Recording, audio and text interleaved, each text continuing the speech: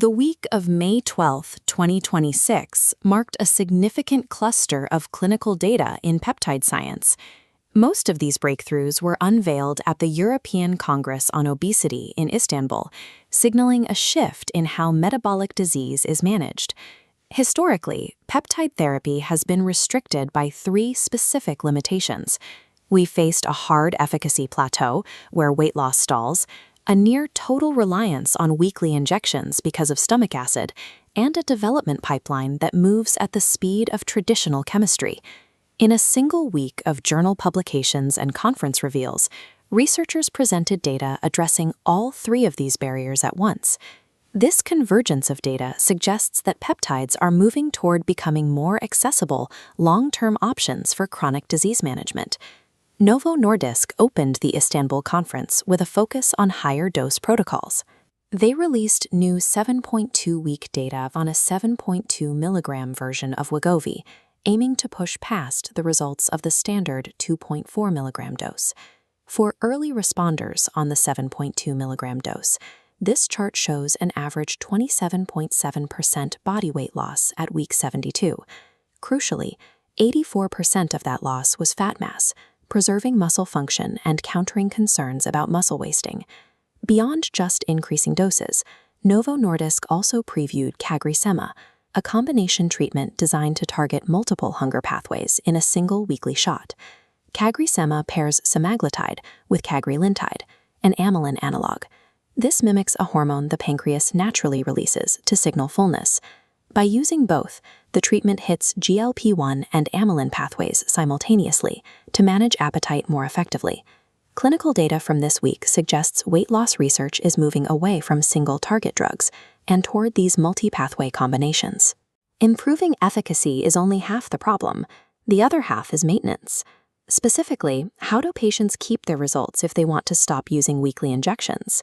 Eli Lilly's Attain-Maintain trial, published in Nature Medicine, tested a step-down protocol. They transitioned patients from injectable tirzepatide or semaglutide to a daily oral pill called orforglipron. This graph compares weight retention over 1 year. Those who switched to the orforglipron pill maintained between 75% and 80% of their initial weight loss, while those on placebo saw significant regain. While weight loss pills are nearing the market, Monash University just published a broader breakthrough for antifibrotic peptides, compounds usually destroyed by stomach acid instantly. They've engineered biodegradable nanoparticles that protect the peptide. These particles are absorbed by infiltrating immune cells in the gut wall, which then carry the cargo into the bloodstream to reach the heart or liver. Proving that both metabolic and antifibrotic peptides can survive the gut suggests the requirement for weekly injections may eventually become an option rather than a necessity. The final bottleneck is the narrow focus of these drugs. New real-world data from Istanbul involving 34,000 women suggests Wegovy has applications far beyond weight management. In menopausal women, Wegovy was associated with a 42 to 45% reduction in migraines and a 25% drop in depression risk. Researchers believe the drug quiets neuroinflammation, a pathway impacting mood and pain regardless of appetite. We're also seeing more focus on neurological optimization.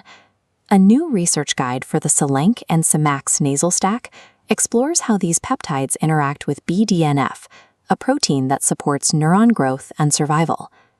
However, the legal status of these compounds is changing. Cmax was removed from the FDA Category 2 interim review list on April 22, which complicates how these peptides can be legally obtained or compounded in the U.S. While regulators review existing peptides, a new paper in Nature Machine Intelligence shows how generative AI is discovering entirely new ones. The AI designed novel peptide antibiotics from scratch. In preclinical tests, these AI-designed molecules successfully killed drug-resistant bacteria that standard antibiotics couldn't touch.